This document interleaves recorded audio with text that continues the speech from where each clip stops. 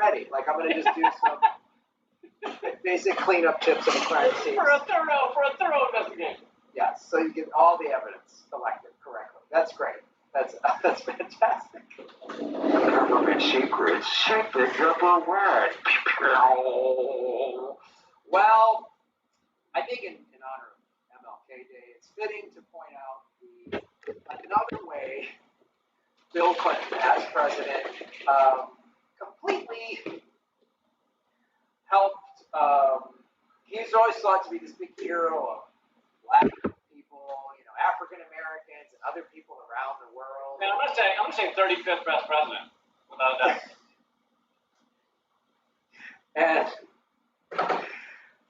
doubt. And so he's always referred to what happened in Rwanda, and he kind of was like, would sort of slightly beat himself up, like I should have done more. It was happening. I was always told sort of it was happening so quickly that we didn't have time to respond. And the Rwandan genocide was awful. But there's an article in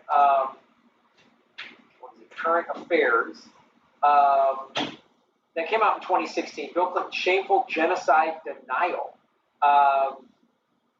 So I love the idea of it happening too quickly because the U.S. government, we always sit back and see how things turn out first. We're never the first on the ground. The moment there's an election going down that we might want to be involved in, we sit back, we see how things go. We don't participate in 30-some coups or whatever that we've covered on this show. No. I saw a list of 28 U.S.-backed coups in Latin America. I think in the past 20 years. Yeah, the past 20 years. Yeah, 28. Just in Latin America. Yeah, just in Latin America. Maybe past 30 years. Just in Latin America. Yeah. Since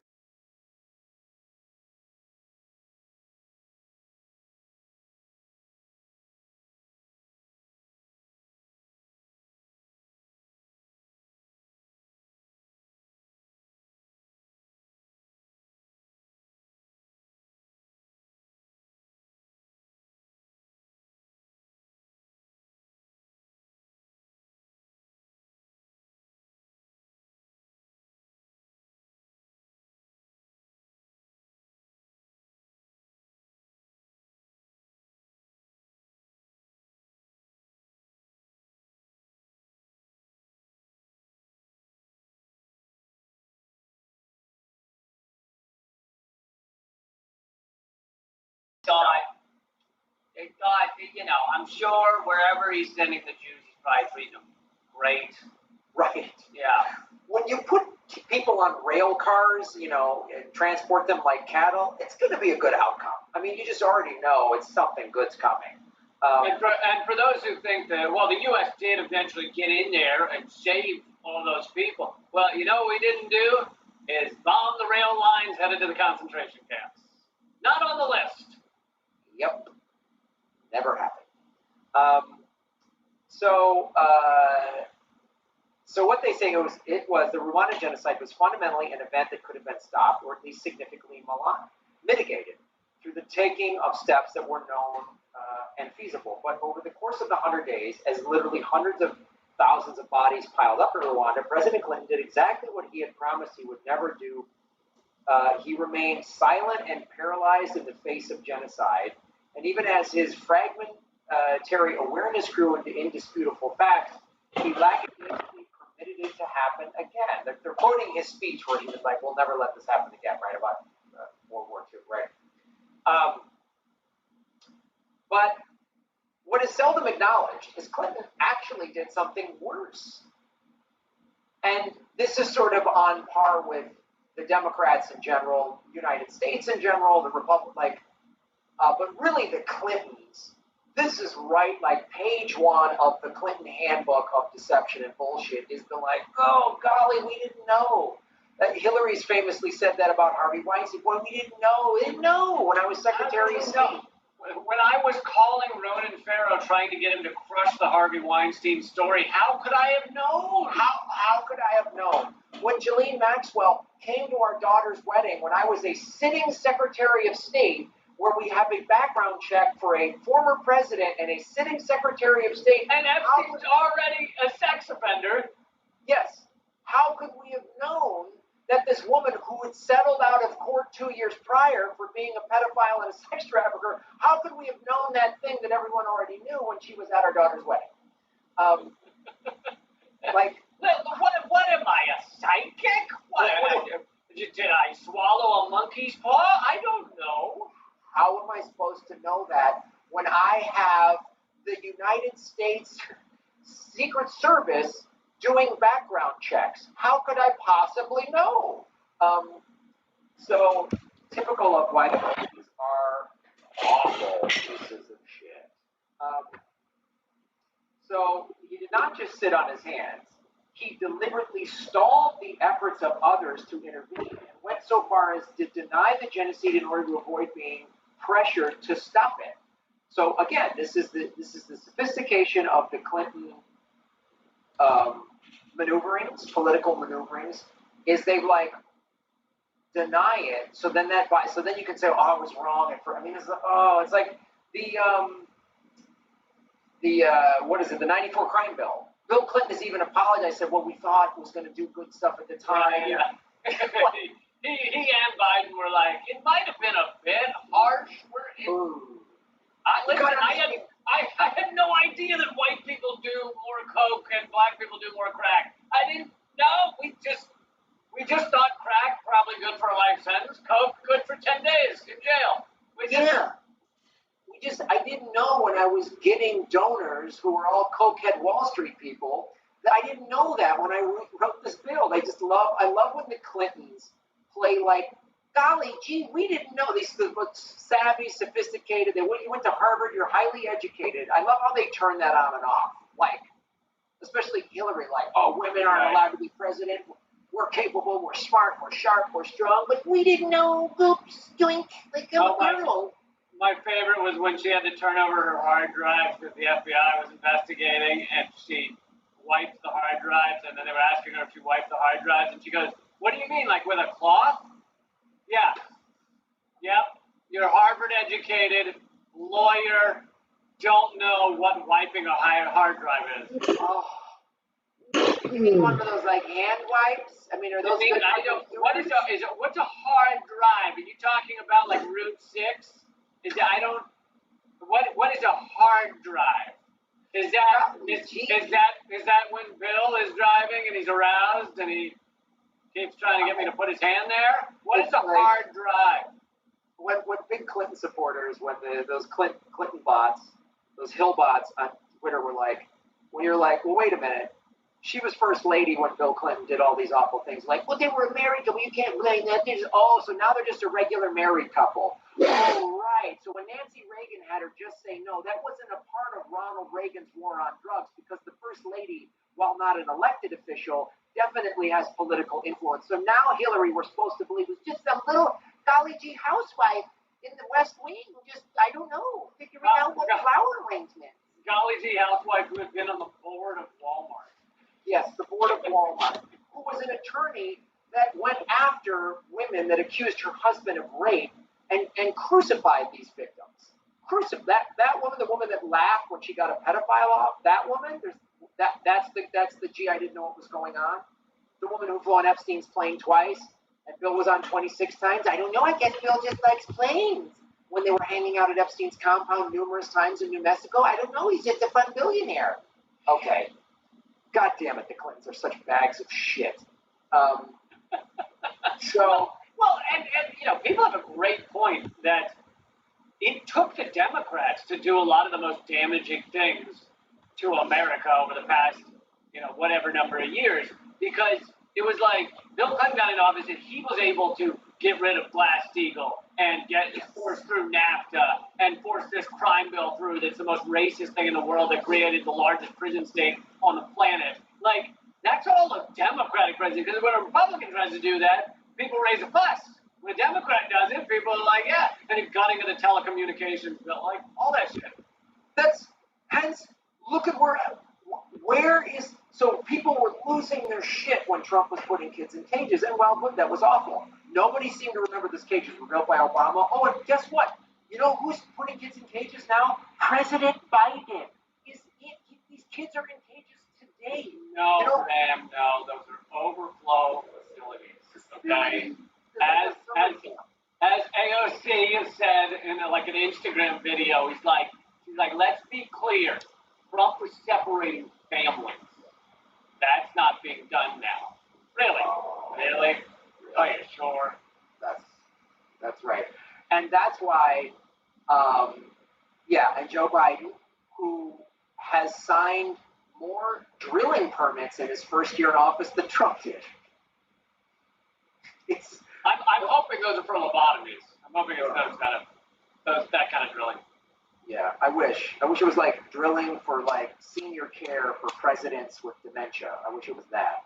But anyway. And Obama proudly, when he was talking to oil audiences, oil groups, proudly said he laid more oil pipeline than any president ever had, enough to circle the earth 3 times. So, as climate change destroys our planet and destroys our futures, just remember Obama, right. And then the dumb neoliberals about what they think Republicans, it's a foregone. We all know the Republicans are awful. They're awful pieces of shit. This is what happens in a duopoly when you have 2 parties that are both puppets of the ruling class. Anyway, let's get back to Clinton helping a genocide happen. Not to get off on a rant here. So the most important thing to understand in analyzing international responsibility for the genocide is whether enough information was available to the decision makers. A person cannot be held accountable for not stopping something he did not know was occurring. Indeed, Bill Clinton, according to Samantha Power, is said to have convinced himself that if he had known more, he would have done more. He claimed in '98 that he did not fully appreciate the depth and the speed with which Rwandans were being engulfed in this unimaginable terror. Okay, that sounds reasonable. You didn't know. Golly gee, we didn't know. Clinton offers his present-day charitable works in Rwanda as proof that he once made aware of the Clinton Foundation. Jesus Christ. He's a philanthropist, man. Is this the same Clinton Foundation that is like snatching up kids in Cuba, or is this a different one than the one that the 20 countries that donated to the Clinton Foundation in 2008 all got defense contracts from the State Department under Hillary Clinton in 2009? I'm just trying to get clear on which foundation we're talking about. Often confused. That's the Clinton Foundation. It's a slightly different thing. They're really fucked up on the naming rights. So dumb. I went to public school. But to get at the deeper reasoning behind why the U.S. would allow such a horrific thing to happen is because the U.S. equation of whether we get involved, fully involved in a country, or whether we try and create a coup there, is 100% greed, power, money.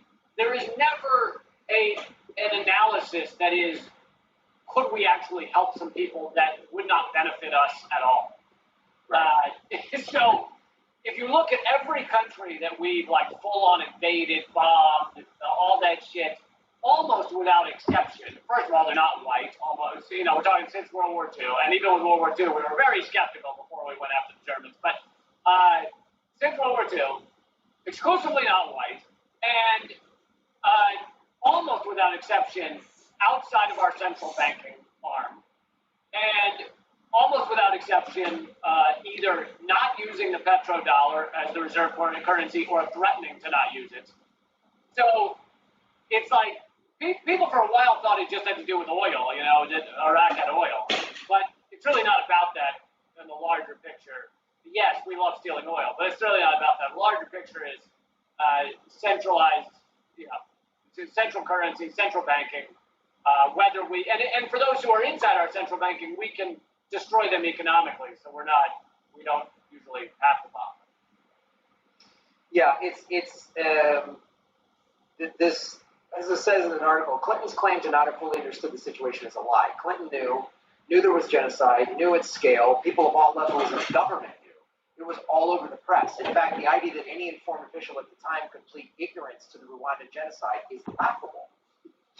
As time passes, it may be easier and easier to blur the histories to suggest that everything was opaque and uncertain, that we could have taken an impossible omniscience in order to understand. But the violence in Rwanda was in the newspapers. It was just the stuff of minor internal State Department memoranda and overlooked faxes at the bottom of receptionist inboxes. It was in the New York Times and the Washington Post. So I guess President Clinton read the Post and the Times, nor could he have a staff member read those. The administration's spokespeople were being regularly asked about it. So it was in the mainstream news, and everyone was asking, like at press briefings and stuff, what's going on? What is the Clinton White House doing? What are you doing? What are you doing? What are you doing? Oh, we're busy locking up black men. Yeah. His real answer would be, well, between the time I spend sticking cigars in interns and the time I spend flying on pedophile jets, I just don't have the time. But also, there's no benefit to us stopping the genocide. I mean, I don't care if people die. I mean, we're killing people. With our sanctions, we're killing hundreds of thousands in Iraq. Madeleine Albright said killing 500,000 children in Iraq under the Clinton administration was worth it. So yes. what do we care if people die in a genocide unless there's an upside outside of saving lives? We don't care about saving lives. No, we don't care. Because anyway, around 94 is the time when Jeffrey Epstein and Ghislaine Maxwell were invited to Clinton's White House. So how can we deal with the genocide of a bunch of voters? I mean, people who aren't registered voters. Rwandans don't vote in America. Who gives a shit?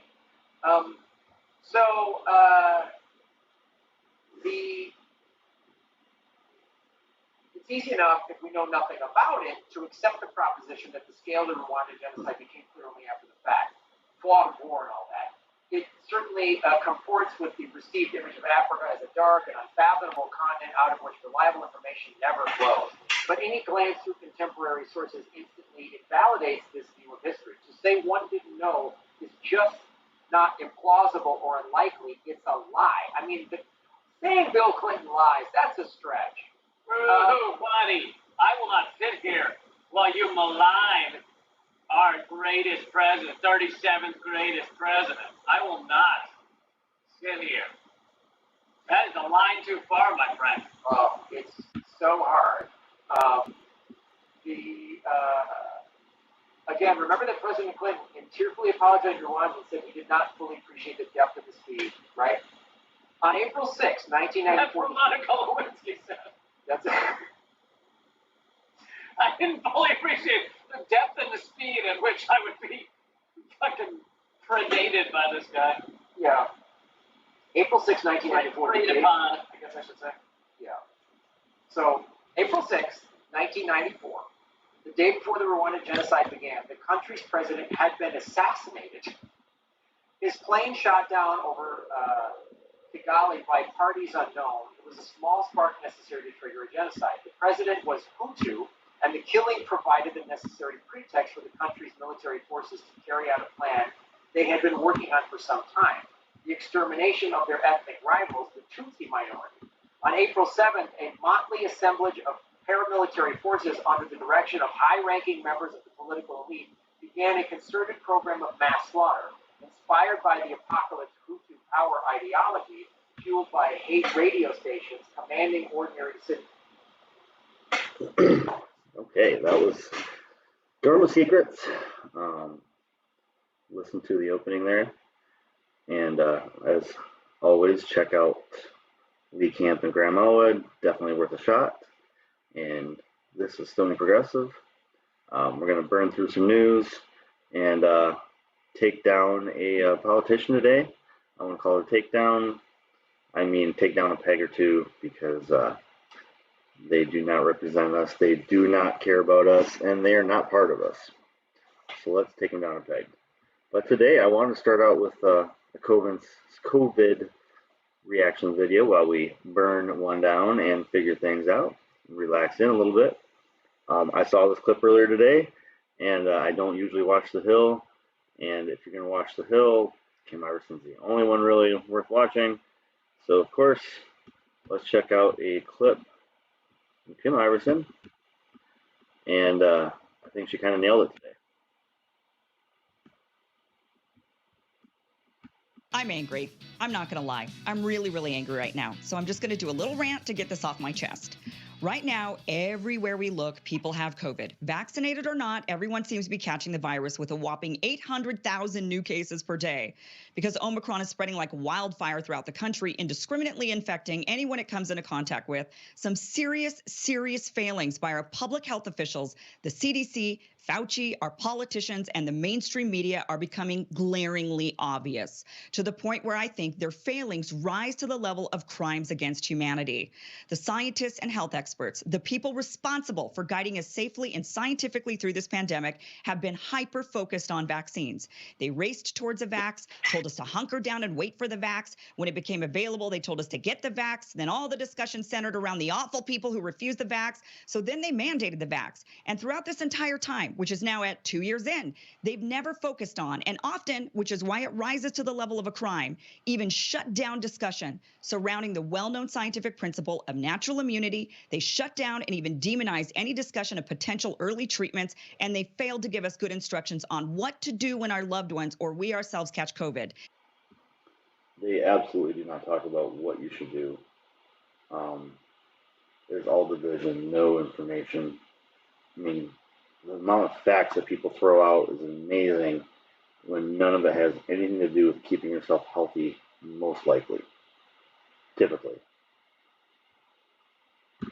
Usually. They flat out refused to focus on any of this. They instead swore if we all got the vaccine, the pandemic would end. Well, it didn't end. Everyone is catching COVID. People who got double vaxxed and triple vaxxed and wore double masks and kept their kids out of school and gave up Christmas with family, and even worse, gave up being with their loved ones by their side as they breathed their last breaths because they weren't allowed to be next to them, are catching COVID. Everyone is catching COVID. And as people are catching it, they're starting to realize they have no tools left in their toolkit. Somebody tell me, what are you supposed to do when you catch COVID? Seriously, can you answer that question? Besides quarantining yourself and wishing you were vaccinated more than you already are, what are you supposed to do? Do you isolate yourself away from your family and fight the virus alone while hoping and praying you don't need to go to the hospital? Because that's what they've left us with. Why don't we know more about natural immunity and how long it lasts? With so many people getting sick, wouldn't it be helpful to know? Europe seems to be focusing on this a lot more right now. You see this I saw it in the Green Pass for Italy, and there seems to be if you have had it and you have a vaccine, that qualifies instead of needing a booster. So they seem to be a step ahead of us per usual. Whether or not people who've already recovered can take on the task of caring for their loved ones who are now ill. The Israelis came out with an enormous study showing natural immunity afforded 13 times more protection against reinfection than vaccination. But quickly, the CDC released its own highly flawed study, claiming the opposite, that previously infected people were more likely to catch the virus than those vaccinated. Now, wouldn't it be nice to know which study is right? Wouldn't it be nice? I went through this just today. Somebody sending me facts about vaccinated people don't spread it, and I've heard both. I mean, the antibodies are stronger from being sick, or the antibodies are stronger from the vaccine. I've heard both. I feel like we're on a learning curve.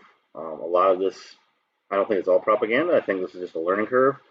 But when you hear two studies that say this opposite things, can we not say that science tells us to take a break and wait for, peer review, trying to find. It's a theory, then it's supposed to be a hypothesis. Like we're not letting them do their due diligence, and I guess that's a 24-hour news cycle problem. To know how long natural immunity lasts? Wouldn't it be nice to know if you do get reinfected, whether or not the disease is more or less severe? Signs point towards previous infection being protective to some degree, in the least lessening symptoms when reinfected. And what about the natural immunity younger people seem to have? We've known throughout the pandemic that young people often have very mild illness when infected. But again, the mere mention that they maybe should be less afraid of catching the virus was met with fierce resistance. So here we are now. We have people sick, and yet young and old. I've also seen a few studies lately that cannabis helps keep the coronavirus from attaching to the proteins on our cells. Or I've seen like a dozen studies since this all came out, and they're all very small studies, and they've never been second, third proven. I guess I don't see a second article about the same thing. Typically, it's always a little different variation. So there's studies being out there that maybe cannabis helps keep COVID from highly infecting you. Old and previously infected alike are all equally scared. And now people who are sick in bed with COVID who can't get themselves water or Tylenol or food to eat are reliant on the brave in their families to care for them if they're lucky enough to have someone brave at all. COVID can often be so debilitating, people can't get themselves out of bed for even the most basic of needs. Frightened people who otherwise maybe wouldn't need to be frightened because they're younger or previously infected are hiding away and leaving food on doorsteps for loved ones, expecting them to crawl out of bed and care for themselves. And often people don't get the care they need until they've gotten so bad they need hospitalization. Why don't we have more info on who is perhaps safest to care for others in the family? If you can't get water to stay hydrated, Tylenol to get your temperature down, someone to run a humidifier or to get you food, how can you successfully fight off a virus? I suspect many people didn't get the early care they needed because people were too frightened to be around them, and they wound up in the hospital or even worse. And speaking of early treatment, again, no honest discussion or research has been earnestly put into trying to determine what could give a person a better fighting chance. Many early treatments that maybe weren't 100% effective, but reduced severe outcomes by 30% or 40% or 50%, which is better than nothing, were demonized as conspiracy theories before anyone put any real effort into studying them. I can guarantee you right now that anyone sick in bed with COVID will take a treatment that gives them even a 10% better chance of reducing symptoms than nothing at all. But that's pretty much what we've been left with. Nothing at all. Even monoclonal antibodies, a treatment that seemed to work, has been suppressed in the vaccine or bust movement. Yet here we are. People are fully vaccinated, even boosted, sick in bed, scared. And why does it seem that every single time this happens, it's we need new medicine? Existing medicine is never looked at because there's no profit motive. But like, why aren't we using everything at our means to get rid of the illness instead of everything at our means for? It's all capitalism, obviously. The whole time theme here is capitalism, but there's no humankind fight against this disease. It is who can make the most money off this disease. And if you've seen any clips of anybody right now, Pfizer seems to be killing it. They're making a lot of money right now. Good for them. Ready. And the best weapon our public health officials have given them against COVID is what? NyQuil? I say this as someone who, for the past 2 or 3 weeks, has been surrounded by and caring for people with COVID. Some vaccinated, some boosted, some unvaccinated. It doesn't matter. People are getting sick. I have been taking temperatures, checking.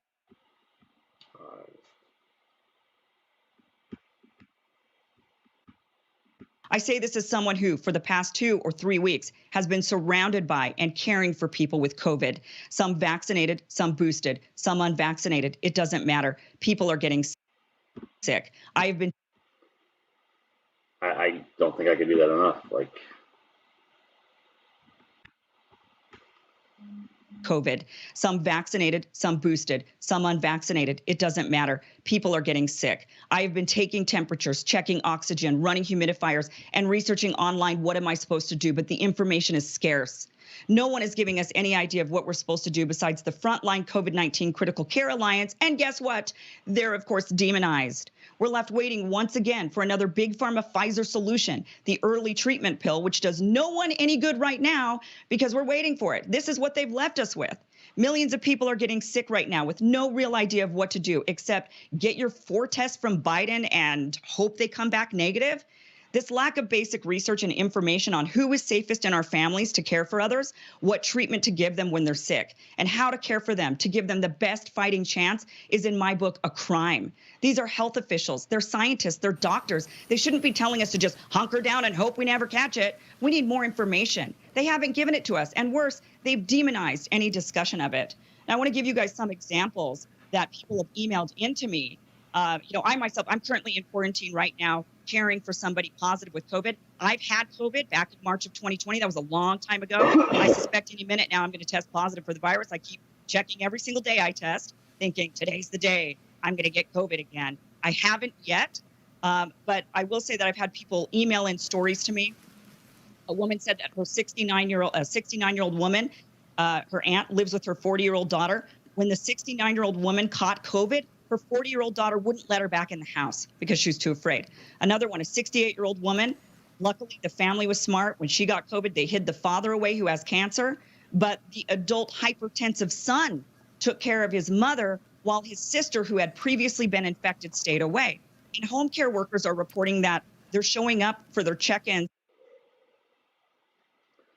These examples to me are just super clear, super big, fantastic jump out examples of how anxiety and information about this is really one of the key things. Like people who are scared of it, and if they have a little bit of anxiety, they freak out. Like I've seen people like walk. It's amazing. Like, and at the same time, I see, as a restaurant person, I see sick people every single day. They come in coughing and sneezing, but they're on vacation or they're coming to some special event that they just can't miss. And so they walk into a restaurant with 200 people in this building, 250, 300 people they're probably exposing. And so you have both ends, you have both types. But it's to find food left on doorsteps. Also go ridiculous. Inside and they find the person in fetal position, unable to get out of bed to care for themselves, to get water or Tylenol, let alone go pick up the food off the front steps. And if you're somebody who needs a home care worker, you're older. So this whole thing, we don't know what to do. And now everybody's getting COVID. And, people are hiding away. And I can tell you, as somebody who's been caring for somebody in their 70s with COVID for 3 days, it was scary because they were really sick. And I couldn't imagine what would have happened had they been left alone. I just think they would have ended up in the hospital, because if you can't get water, you can't fight a virus. It's that simple. But here we are. What have they left us with? What do you can't live without water? I'm sorry. What are you supposed to do when you catch COVID? Does anybody know? A thing I would agree with you there on is that they I don't know, the CDC, NIH, I don't know who. Yeah, and I didn't look up, or when I was sick with whatever could be COVID, I didn't look up what I needed to do. I let my body tell me. My body told me I needed rest. And when I got hungry, I ordered smoothies because I needed nutrients. And didn't have an appetite, so your body usually tells you what you need. Every day your body's telling you what you need, and you're just ignoring it or fighting it or being lazy, but your body tells you what you need. Listen to it. But they have not been good enough about putting together like a basic worksheet like you're talking about. It should not be so hard when you come down with COVID to find, okay, what are the things that people have done and how have they worked? And so then, right, you wind up on that site that wants to sell you hydroxychloroquine, or they don't. FLCCC doesn't do hydroxychloroquine. It's an ivermectin kit with vitamin D, vitamin C, zinc, quercetin. It's an entire kit, but that's the only thing that you've got, and that is better than nothing. Sure, because otherwise, literally, they're like, take some NyQuil, stay home, and hope you don't end up in the hospital. Call us if your oxygen drops below 90. I mean, that's like that's what doctors literally tell us. Kim, but you said, right, people would take anything that gives them like a 10, 20, 30% reduction. I mean, that's the vaccine, right? That's right, but right get now the people vaccine. are getting That's sick. what it gives you. Hey, I'm telling you, I am taking care of people who are vaccinated and sick. Right. So it's not about that. People are getting 100%. vaccinated and they're still falling very ill. Maybe they're not ill enough to go to the hospital. What I'm saying is they would have been more ill. The thing that reduces they would have been more ill. Like, that's what the vaccine offers you. And you're right. I wish there was more we could do. We should get we should. That's not guaranteed. That's not 100%. That's not fact. That's hyperbole. The FDA should move quicker to approve all the other things. You're right that there's very little guidance. There's an elderly person in my family who was hospitalized and was hospitalized for something else, tested positive for COVID, and I was trying to communicate to my family, well, what are they giving this person, the whatever therapeutics you're supposed to give them, but because this person wasn't hospitalized for COVID, wasn't clear that they were worried about it, and it was just very confusing. And then they released this person Like, but this is a very elderly person with COVID, and you're saying they can go home? What? So it's very confusing. It's very confusing. I mean, look, like the people that are vaccinated, maybe they don't end up in the ICU, but they do still end up in the hospital oftentimes, especially if they're elderly people who live alone, which are millions of people that live alone, and they're not getting the care because their family members, their neighbors, people are too afraid to attend to them. And it just gets to the point where they need to be hospitalized. Do they get sick enough to go to the ICU? Are they going to die? No, but they need care, and no one's willing to do it. And that's because we're not given any guidance at all. See that bright brain full of activity? That's a healthy 18-year-old brain. Stuff. Mine is the other one.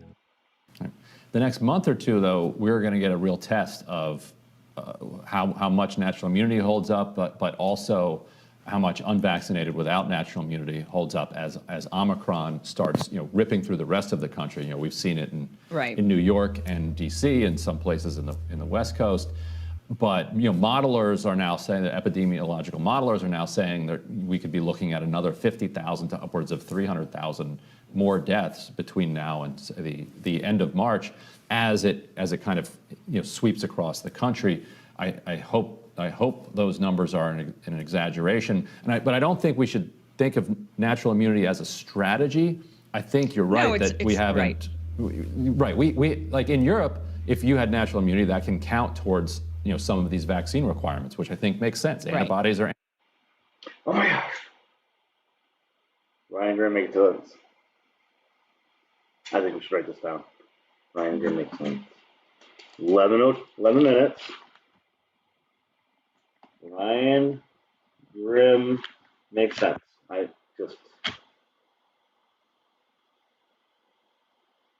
don't even know. I would put him on more often to blast him, but I think there's a million people that can do that because he is so dull. And I remember him in 2015 or so when he was actually talking about Bernie as being a candidate and how he actually had a really good chance because a lot of that, and he has just gone more center ever since, but like so fast that you have to think there's money involved. And I don't care. He's just dull, and he's not he might be intelligent. Like there's no charisma, or it's an easy target. Antibodies, whether you buy them from the pharmaceutical company or you acquire them, unfortunately, naturally, but it's not necessarily a tactic that somebody would want to deploy because you don't know how it's going to. But if you knew that you just recently caught COVID, let's say within the last 4 months, and then your mother, Ryan, like let's say your mother gets COVID and she needs somebody to care for her, wouldn't you rather be the one to sign? Right. Oh, absolutely. No question. We don't know anything, but we don't know anything. They don't tell us anything. We don't know how long it actually and you're right about lasts. that. And they downplay. You're right about that. They're unwilling. They being the public health establishment, their mainstream media allies, many Democratic political figures are unwilling to even concede that if you have if you recover from a recent infection, it's akin to being vaxxed or boosted, and you're probably good. You should be the point of contact for someone who has COVID in your family. Yeah, absolutely. Yeah. And it's ridiculous that they overlook that. Maybe they will now. I don't know. Let's hope. Let's hope. Well, good luck to you. Now everybody's fine now. I'm just waiting for everybody to test negative so that I can continue to test negative and go home. Hopefully you'll test negative. Maybe you and all of a sudden I know and on the show I've doubted reinfection because I felt like every time you really dig down into those, I think it was a lot of people who it was a false on one end or the other, or maybe they actually never recovered from their bout. But now we are hearing more cases I know to be genuine of people including who were today infected. including today on the show. Amy Tarkanian said she'd had it 3 times. That was the first 3 times. I'm sorry. I'm over him. But yeah, I think Kim had a good segment there. She did well. You can find good opinions everywhere, guys. So yeah, Kim Iversen does, anybody you can find that does 75% that you can feel like you can trust well, I think that's somebody worth looking into. And Kim does that on a regular basis. So if you're going to go Main Street, the Hill, she does it well. And that was a good take on COVID. Like I said, I try not to go to COVID things much, but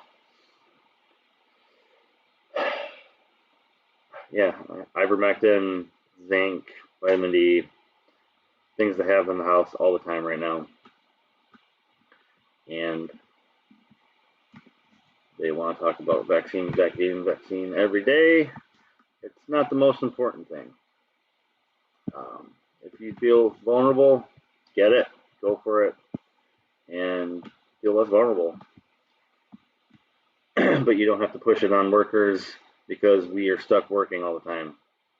You can take responsibility for yourself. You don't need somebody else to take responsibility for you. And that's what freedom is, right? Maybe not, I don't know. But let's do a Stony Progressive takedown. I got an email for a candidate, and of course, I take that and it is kind of I'm the dork. I jump all over it. The email was about a Republican who is currently running, who was actually down at January 6th, and this progressive candidate was attacking the Republican who is the front runner for the Republicans. She was asking for money, and I guess it's the best way to ask for money is to incite you about the opposite team. I'm going to call them teams because it's the same corporate owned. I mean, their similarities are 95%, but they try to split us on a couple issues while they join forces and talk about, they screw us on bills all the time, but they only talk about the ones they're split on, and they fight over for months on end when they sign things through constantly. So this is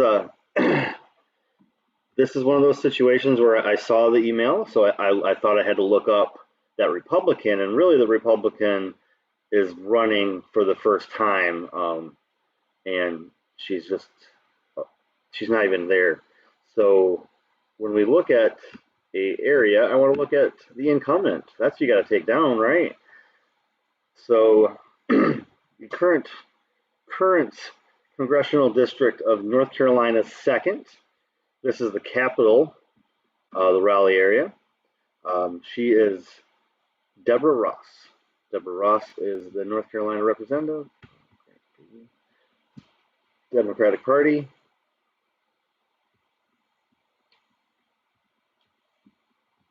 And she is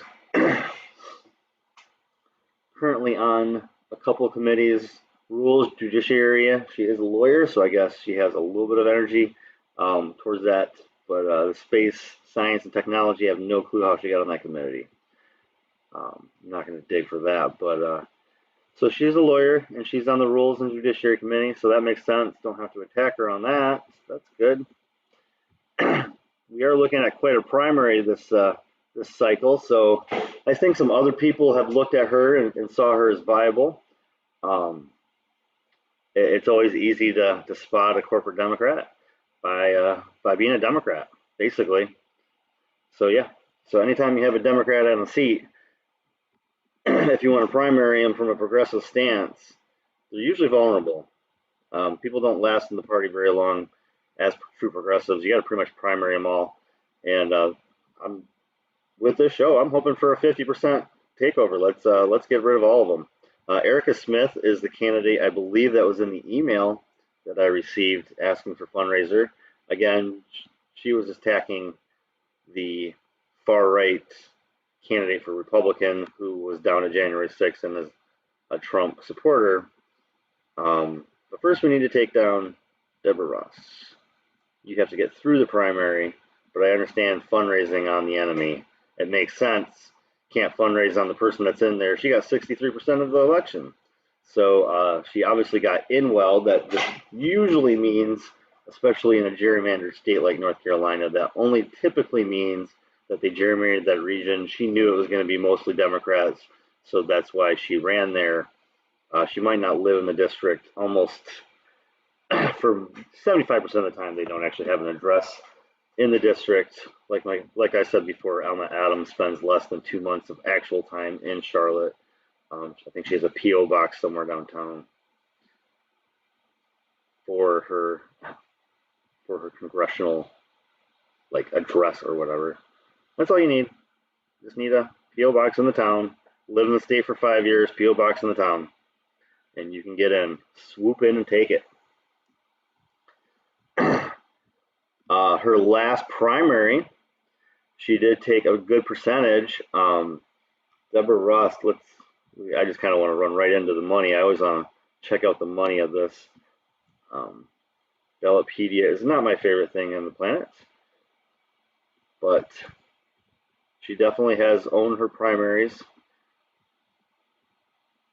She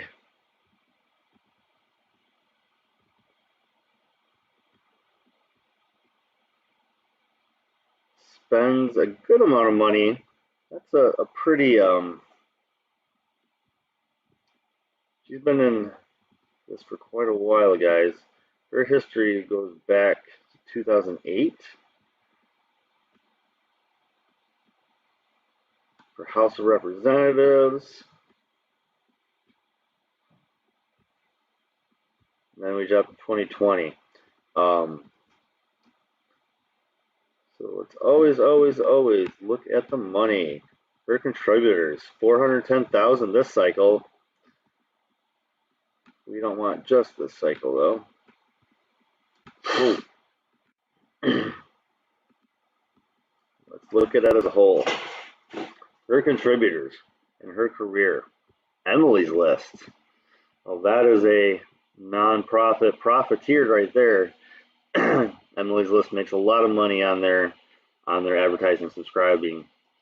So that is not a pure Duke and North Carolina. University of North Carolina and Duke are massive contributors to her. They are not exactly small-time non-profit state organizations. Duke make massive amounts of money from their hospitals and many other things. University of North Carolina is a little less suspect, but that the state of North Carolina gave her $50,000. How does that even work? Alphabet Inc. That is non-compact. These are red flags. These are not Voices for Progress is kind of irony, I would think.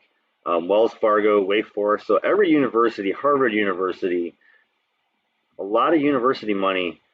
That money usually comes from the top tier of those places, and are lumped together and brought in. That's not students or working class people from those high-end universities that's giving her money. We're not going to talk about PAC money, are we? Okay. So she's going to pretend like she doesn't have PACs, even though those were absolutely, very much so, a handful of PACs. 2016, she raised a lot of money, $14 million. That's going to ride her through on a lot of elections.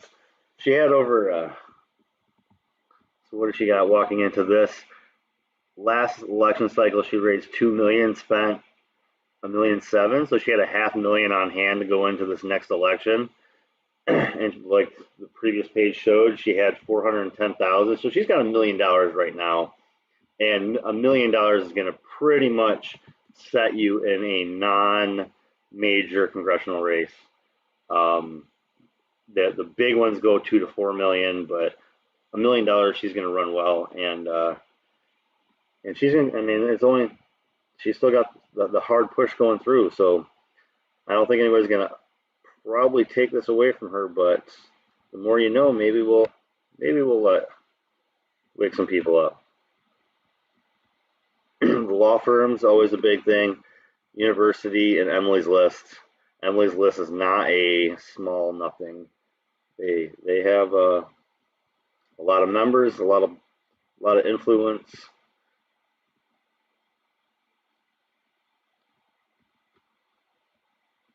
So she had a recent little stint on. Madam Chair, I ask unanimous consent to submit to the record this statement from Congressman Bill Pascrell. The gentlewoman's request will be covered by general leave. And Civil Liberties, Ms. Deborah K. Ross. Gentlewoman is recognized. Thank you, Madam Speaker.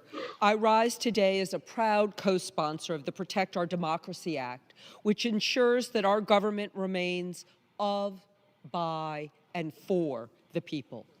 I also rise in support of my amendment, which would establish a task force within the Department of Justice to investigate and prosecute, in collaboration with state and local governments, threats to election officials. Poll workers in my home state of North Carolina and their families have been subjected to harassment, violent threats, and intimidation, all exacerbated by baseless conspiracies like Stop the Steal. I bet that's kind of standard in North Carolina, rural areas. I lived there for 5 years. This last time I was up there, I have to tell the story right now just because, like, I might have to tell it every North Carolina person now, I think. We were out in the Brevard area, which is absolutely gorgeous hiking and mountain biking, picturesque as can be.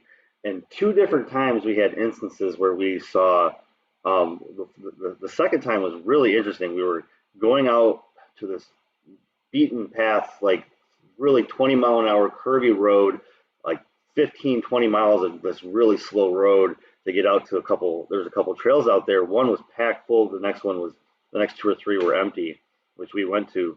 And then, but while we were going out there, we saw a dozen cop cars coming back at us. Not every car, but every 2 or 3 cars. And like we started counting because there was only like maybe 40 cars we saw the whole 15 miles. And in this one section, we saw a dozen out of, literally the whole 40 cars. And then we got to this house on the left. It was a bigger house, and there was another 5 or 6 cars parked there, and then cops coming out in plain clothes, walking into their cars when we passed it, and we were like, holy, what just happened? And that was some kind of meeting. And we saw another time where we saw a lot of cop cars or a lot of undercover cars, and then people in street clothes at a building with like very dark building that didn't look like people were there, but it looked like a lot of cars were there. And this is the same area that, cops have been absolutely proven to be Klan members, and they've had these meetings. So this is the kind of area that she's talking about. We suffered critical shortages of poll workers during the 2020 elections, and over 1/4 of counties in North Carolina had understaffed polling sites. Threats to election officials are threats to our democracy and must be stopped. I urge my colleagues to support poll workers, the democratic process, my amendment, and the bill, and I yield back. Gentlewoman. See that bright? Yeah. So, I mean, that was pretty standard, what I would expect from her. She is a Democrat. So, I mean, if you're okay with just Nancy Pelosi style democracy, that's fine. I quickly reviewed the email that I got, and I don't want to give away too much of my email. I can just check this out real quick here.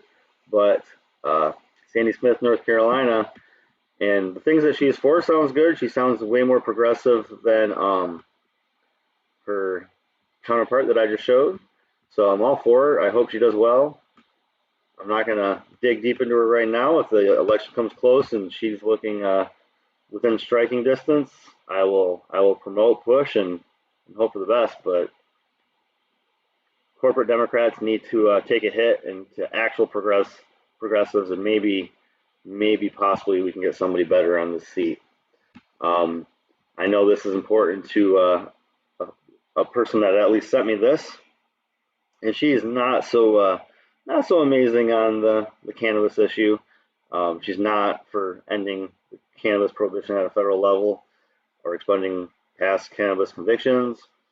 She's not into reinvesting in communities most impacted on the war on drugs from the cannabis tax money She has not put an investment on that bill statewide. And then nationwide, allow state to legalize adult use of cannabis. Highly against it. She's okay for her state to go medical. That's her big, like, I'm okay for North Carolina to be medical.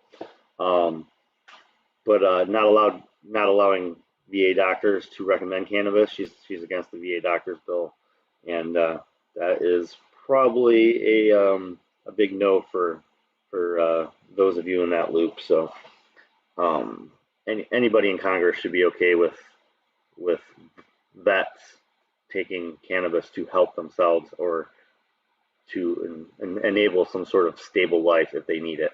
And it helps for so many things that it should absolutely be on their must needs.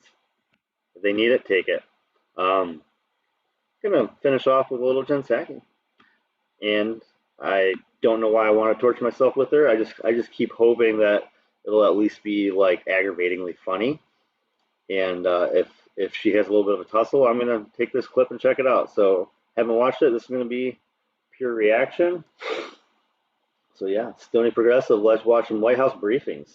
And thank you. Since there are so few reporters in here today, I'd like to ask briefly about 3 transparency issues. The first one, I'm kind of amazed hasn't been brought up more in this room. That is that Vanity Fair reported recently that on October 22nd, a group of health experts from Harvard, the Rockefeller Foundation, and other groups proposed on a Zoom meeting with administration officials a plan to mass distribute coronavirus tests to homes before Christmas to prevent a winter surge of COVID-19 cases, but that they were told 3 days after that Zoom meeting that that idea was dead. So I emailed you about this yesterday and again this morning so that you'd be able to track down a firm answer on 2 details here. The first detail is which administration officials attended that October 22nd meeting. For example, did Drs. Fauci and Walensky participate? And was President Biden personally briefed at the time on that recommendation before it was passed over? Well, maybe people haven't asked about it because we've done a lot of what was discussed in that meeting that happened a couple of months ago, including massively expanding our testing program and capacity. And the issue at the time, which was a very small part of the conversation, was that the time, it was like 2 weeks ago, like through the holidays, they ran out nationwide. So market had not expanded enough to at that moment in time be able to launch the website we're launching tomorrow. And the president, used the Defense Production Act, invested $3 billion to expand it, quadrupled the size of our testing capacity, and now we've ordered 1 billion doses. So we see that as our COVID team, the members who participated, saw that as a very constructive meeting, a good meeting, a lot of which we've worked to implement. So the idea, though, to mass distribute tests to homes before Christmas and New Year's, that idea was not adopted. How can President Biden shut down the virus if he's not being briefed on these ideas? That's my question. So I'm wondering who were the advisors, and was President Biden briefed on this idea at the time? Well, I think I just answered your question, which you may not have been listening. Maybe you were waiting to read your next question, which is fine. But I just answered your question. Let me finish, Stephen. Stephen, I'm finishing. What I said to you just a minute ago is that we did not have the capacity at the moment. We had a very constructive meeting with this group. We agreed in the need to expand our testing capacity. That's why we quadrupled the size of our testing capacity and why the president had already used the Defense Production Act to invest $3 billion. But the market did not have the capacity at that moment to do what we're doing tomorrow. Yes, I hear what you're saying, but that's not the question I asked. The question I asked was, do you have another question? I think I've answered your question. Was President Biden briefed at the time? Again, I've answered your question. If you have another one, I'm happy to answer it. Otherwise, I'm going to move on to the next person. I didn't get answers there, but I'll move on to another. No, she sidestepped you perfectly. That's what you're supposed to do. I don't know if she has to be so forth with it, but that's all I have for the day. But I'm gonna work on them tomorrow, guys. I am gonna go for a midnight show with my day off. I always want to put a little bit of effort into a day off show. Not that I don't put enough effort into this, but gonna go after AOC finally. I pushed that on back burner, but let's do it. And after that really fantastic clip yesterday of Tom Cotton not being horrible, let's take him down a peg. He wasn't horrible yesterday. I bet I can make him horrible tomorrow. So a midnight show. We will take out AOC and Tom Cotton, and I'll keep my nose to the line. Watch for whatever I can find, and I want to bring here some strikes, rallies, protests, anything I can find. But that'll be tomorrow night when we burn one down and burn through some news here at the Stony Progressive. Tonight, I am calling it early.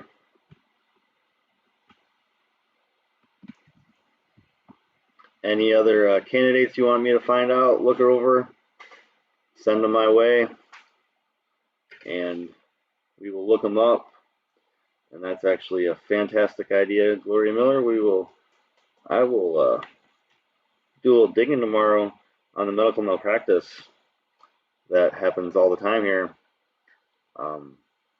Like Kim Iverson was saying about, or in that segment there, they were talking about sending old people home with COVID that have COVID, like, and then we're not telling them what to do.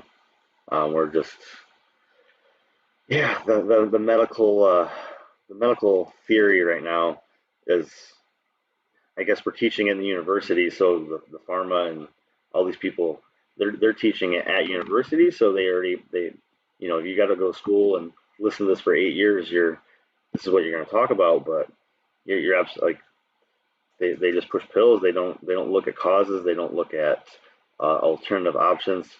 They don't look at the fact that maybe if you're taking 5-6 pills for things, that, I mean, this is going to throw your system off over a long period of time, even if short period those pills don't interact properly. If you need that much medication, you need to change other styles or other parts of your daily things, and they don't talk about any of those situations. So our medical malpractice is absolutely a discussion we need to have. And none of my people cover that heavily, so I'll see if I can find maybe a new source. That's always fun. But good night.